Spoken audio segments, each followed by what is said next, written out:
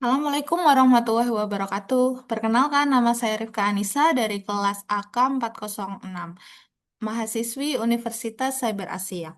Kali ini saya akan mempresentasikan ujian akhir semester pada mata kuliah akuntansi manajemen, yaitu pembuatan makalah isu-isu terkini internasional pada akuntansi manajemen. Tema yang saya angkat kali ini adalah pengaruh strategi transfer pricing terhadap kebijakan perpajakan perusahaan multinasional. Makalah ini menganalisis bagaimana perusahaan multinasional atau yang kita sering sebut PMN menggunakan strategi transfer pricing untuk mempengaruhi kebijakan perpajakan mereka, serta dampak dan upaya regulasi internasional. Selanjutnya, kita masuk ke pendahuluan yang terdiri atas latar belakang, rumusan masalah, dan tujuan. Globalisasi ekonomi telah mendorong pertumbuhan perusahaan multinasional yang beroperasi melintasi batas-batas negara. Dalam menjalankan bisnisnya, PMN melakukan berbagai transaksi internal antar entitas afiliasinya yang berlokasi di yurisdik pajak yang berbeda. Penentuan harga atas transaksi internal inilah yang dikenal dengan istilah transfer pricing. Meskipun merupakan praktik bisnis yang lazim, transfer pricing seringkali dimanfaatkan sebagai instrumen perencanaan pajak yang agresif. Dengan menetapkan harga transfer yang tidak wajar, PMN dapat mengalihkan laba dari negara yang tarif pajaknya tinggi ke negara yang dengan tarif pajaknya rendah, sehingga secara signifikan akan mengurangi beban pajak global mereka. Praktek ini dikenal sebagai Base Erosion and Profit Shifting atau BEPS dan telah menjadi perhatian utama bagi otoritas pajak di seluruh dunia karena berpotensi menggerus basis penerimaan pajak negara. Fenomena ini menempatkan transfer pricing sebagai salah satu isu paling krusial dalam perpajakan internasional saat ini. Berdasarkan latar belakang di atas, rumusan masalah dalam makalah ini dibagi menjadi tiga, yaitu sebagai berikut. Bagaimana mekanisme transfer pricing digunakan oleh perusahaan multinasional sebagai bagian dari strategi pajaknya? Yang kedua, apa sih dampak dari praktik transfer pricing yang agresif terhadap penerimaan pajak negara? Yang ketiga, bagaimana kerangka regulasi internasional seperti pedoman OECD dan proyek BEPS berupaya mengatasi tantangan transfer pricing ini?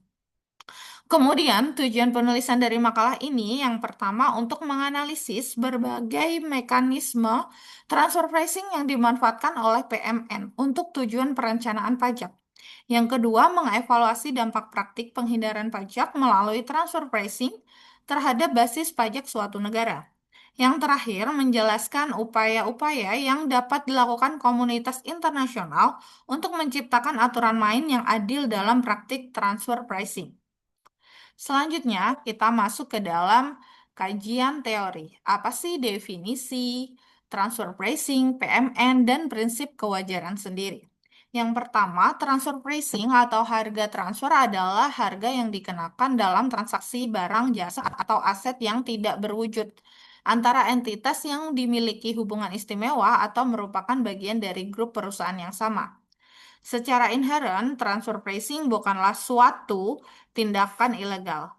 Ini adalah konsekuensi logis dari struktur desentralisasi yang diadopsi oleh banyak PNM, di mana setiap divisi atau anak perusahaan berfungsi sebagai pusat laba yang terpisah.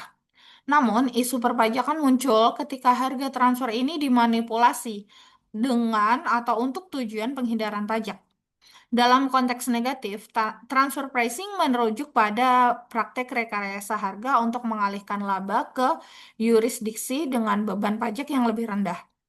Hal ini secara efektif mengurangi total kewajiban pajak korporasi secara global. Sementara perusahaan multinasional sendiri, PMN, adalah entitas bisnis yang memiliki atau mengendalikan produksi barang atau jasa di setidaknya satu negara selain negara asalnya. Ekspansi global memungkinkan PMN untuk mengakses pasar baru, tenaga kerja yang lebih murah, dan sumber daya alamnya. Namun, struktur operasional yang kompleks ini juga membuka peluang untuk melakukan perencanaan pajak lintas yurisdiksi. Perbedaan tarif pajak antar negara menjadi insentif utama bagi PMN. Nah, untuk merancang strategi transfer pricing yang dapat meminimalkan beban pajaknya. Kemudian, untuk prinsip kewajaran dan kelaziman usaha atau yang lebih kita kenal dengan ALP adalah standar internasional yang diterima secara luas untuk menilai kewajaran harga transfer. Prinsip ini diabadikan dalam Pasal 9 Model Konvensi Pajak OECD. Menurut ALP sendiri, harga yang ditetapkan dalam transaksi antara pihak-pihak yang terafiliasi harus sama dengan harga yang akan disepakati oleh pihak-pihak independensi dalam transaksi yang sebanding.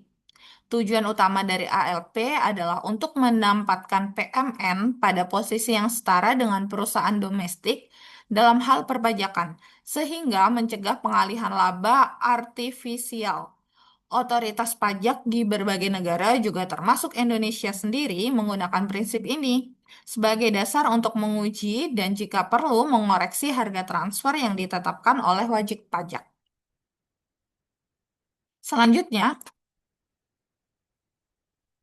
bagaimana sih mekanisme transfer pricing sebagai alat perencanaan pajak? Yang pertama, manipulasi harga jual barang dan jasa. Ini adalah bentuk paling umum dari manipulasi transfer pricing. Contohnya sebuah perusahaan di negara A tarif pajaknya 30%, memproduksi komponen dengan biaya $50. Komponen tersebut dijual ke anak perusahaannya di negara B atau tax haven dengan tarif yang lebih rendah pajaknya sekitar 5%, seharga $50 juga. Anak perusahaan di negara B kemudian menjual ke perusahaan di negara C dengan tarif pajaknya 25% seharga $200. Dengan skema ini, laba sebesar $150 tercatat di negara B yang pajaknya lebih rendah sementara di negara A dan C diminimalkan. Yang kedua, pengalokasian biaya jasa intragrup. PMN seringkali memusatkan fungsi-fungsi tertentu seperti manajemen, administrasi, atau riset, dan pengembangan di salah satu entitasnya. Biasanya di yurisdiksi pajak terendah. Entitas ini kemudian membebankan biaya jasa, manajemen atau biaya jasa lisensi yang tinggi kepada anak perusahaan lainnya yang beroperasi di negara-negara berpajak tinggi. Biaya ini menjadi pengurangan penghasilan kena pajak di negara pajak tertinggi sehingga laba pun bisa dialihkan ke entitas yang menyediakan jasa tersebut. Yang ketiga, pemanfaatan harta tidak berwujud. Harta tidak berwujud ini seperti paten, merek dagang, dan hak cipta sangat rentan terhadap manipulasi transfer pricing karena nilainya sangat sulit ditentukan secara pasti. PNM dapat menempatkan kepemilikan intangible ini pada anak perusahaan di tax haven. Anak perusahaan lain yang menggunakan intangible ini tersebut kemudian diwajibkan membayar royalti dalam jumlah besar yang secara efektif memindahkan laba ke tax haven. Kemudian, transfer pricing sebagai strategi agresivitas pajak. Agresivitas pajak sendiri merujuk pada tindakan perencanaan pajak, baik legal, penghindaran pajak, maupun ilegal, biasanya penggelapan pajak. Untuk mengurangi beban pajak, transfer pricing menjadi tulang punggung dari banyak strategi pajak agresif dengan mengeksploitasi celah dan inkonsistensi dalam peraturan pajak domestik dan internasional. PMN dapat secara signifikan menurunkan efektif tax rate atau ETR mereka jauh di bawah tarif pajak statutory di tempat atau di negara mereka beroperasi secara substansial. Selanjutnya, kita akan bahas untuk kerangka atau regulasi internasional OECD dan proyek EBS-nya. Menyadari besarnya kerugian negara akibat praktik BEPS, Organization for Economic Cooperation and Development atau yang kita kenal OECD, bersama dengan negara-negara G20 meluncurkan proyek BEPS pada tahun 2013. Proyek ini menghasilkan 15 rencana aksi atau action plan yang bertujuan untuk mengatasi penghindaran pajak, meningkatkan koherensi aturan pajak internasional, dan memastikan lingkungan pajak yang lebih transparan. Aksi ke-8 sampai 10 yaitu penyelarasan hasil transfer pricing dengan penciptaan nilai. Aksi ini menekankan pada substansi ekonomi di balik transaksi, bukan hanya bentuk hukumnya, untuk memastikan bahwa hasil dari transfer pricing sejalan dengan penciptaan nilai atau value creation. Aksi ke-13, transparasi dan dokumentasi transfer pricing. Aksi ini diperkenalkan pendekatan tiga lapis untuk dokumen transfer pricing yang terdiri dari master file, local file, dan country by country reporting (CBCR). CBCR sendiri mengharuskan PMN besar untuk melaporkan alokasi pendapatannya, laba, dan pajak yang harus dibayarkan di setiap yurisdiksi tempat mereka beroperasi. Kemudian selanjutnya pedoman transfer pricing OECD ini yang diperbaharui secara berkala menjadi acuan bagi utamanya adalah negara-negara di dunia yang menerapkan arm's length principle dan mengatasi sengketa transfer pricing. Kemudian apa aja sih dampak transfer pricing bagi negara? Dampaknya transfer pricing ini sangat agresif, membawa dampak negatif yang signifikan bagi negara, terutama di negara-negara berkembang yang sangat bergantung pada penerimaan pajak korporasi. Dampak utamanya kurang lebih ada tiga. Yang pertama, kehilangan penerimaan pajak. Pengalihan laba secara artifisial menggerus basis pajak negara, menyebabkan hilangnya potensi pendapatan yang seharusnya dapat digunakan untuk mendanai layanan publik seperti pendidikan, kesehatan, dan infrastruktur. Kemudian yang kedua, persaingan tidak sehat. PMN yang melakukan penghindaran pajak memperoleh keuntungan kompetitif yang tidak adil dibanding perusahaan domestik yang patuh membayar pajak secara penuh. Ketiga, menurunnya kepatuhan pajak. Ketika masyarakat melihat perusahaan besar tidak membayar pajak secara adil, hal ini dapat mengikis kepercayaan terhadap sistem perpajakan dan menurunkan tingkat kepatuhan sukarela dari wajib pajak lainnya. Sehingga kita bisa mendapatkan studi kasus atau hipotesis pada multi global corporate sebagai berikut. Contohnya, multi-global corporate adalah perusahaan teknologi fiktif dengan kantor pusat di negara maju yang tarif pajaknya 28%. RRD dilakukan di sana. Produksi perangkat keras oleh fabrikasi sukses di negara berkembang tarif pajaknya 25%.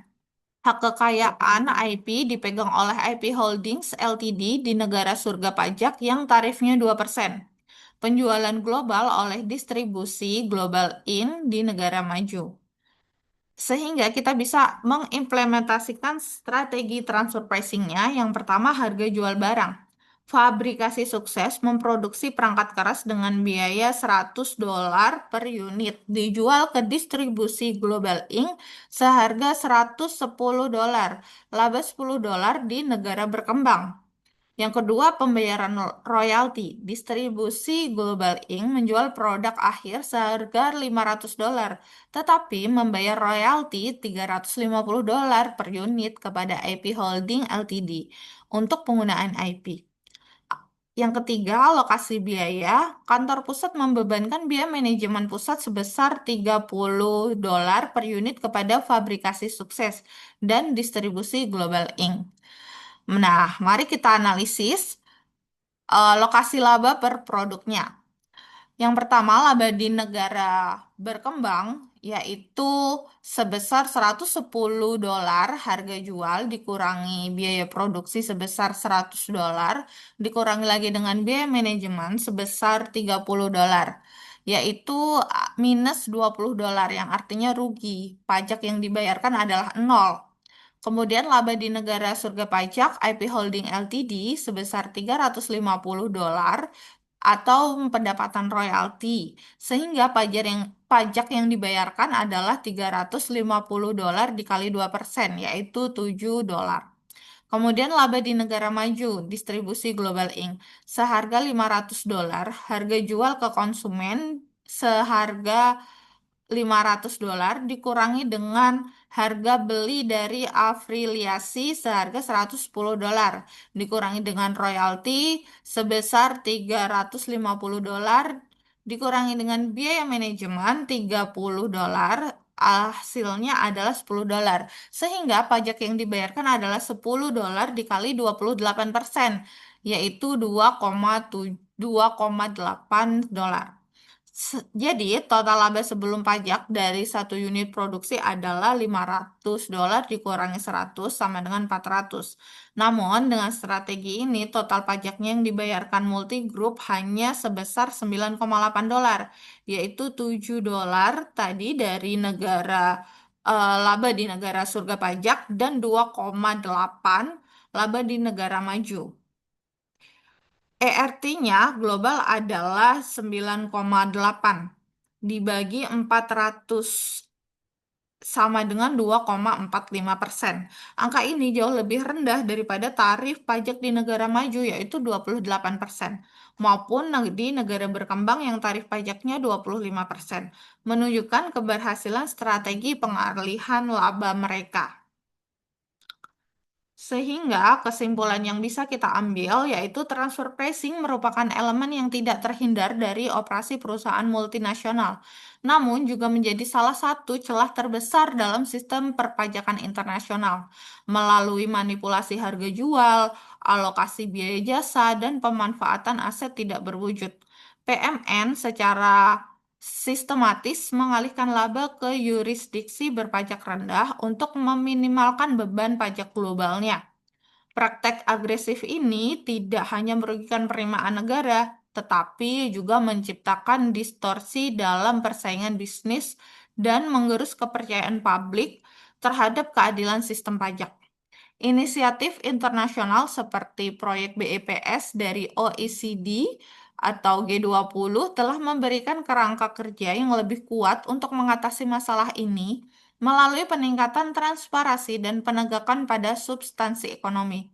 Namun, implementasinya yang efektif di tiap domestik dan kerjasama internasional yang berkelanjutan tetap menjadi kunci untuk memastikan bahwa laba dikenai pajak di tempat di mana nilai ekonomi sebenarnya diciptakan. Sehingga bisa kita tarik saran bagi pemerintah atau otoritas pajak diperlukan lagi peningkatan kapasitas aparatur pajak dalam melakukan audit transfer pricing yang kompleks. Selain itu, pemerintah perlu secara konsisten mengadopsi dan mengimplementasikan standar internasional seperti yang direkomendasikan oleh aksi BEPS, serta memperkuat jaringan pertukaran informasi dengan otoritas pajak negara lain. Yang kedua, bagi perusahaan multinasional, PMN disarankan untuk menyelaraskan kebijakan transfer pricing mereka dengan value creation dan arm's length principle. Memiliki dokumen transfer pricing yang kuat dan transparan yang terdiri dari tiga tadi, yaitu master file, local file, dan CBCR. Bukan hanya soal kepatuhan, tetapi juga dapat mengurangi risiko sengketa pajak yang berkepanjangan dan merusak reputasi. Sementara bagi akademisi, penelitian lebih lanjut diperlukan untuk mengukur dampak kuantitatif dari implementasi proyek BEPS terhadap praktik transfer pricing dan penerimaan pajak di negara-negara berkembang, termasuk di Indonesia. Berikut adalah daftar pustaka yang saya gunakan. Kurang lebihnya saya mohon maaf. Sekian presentasi dari saya. Wassalamualaikum warahmatullahi wabarakatuh.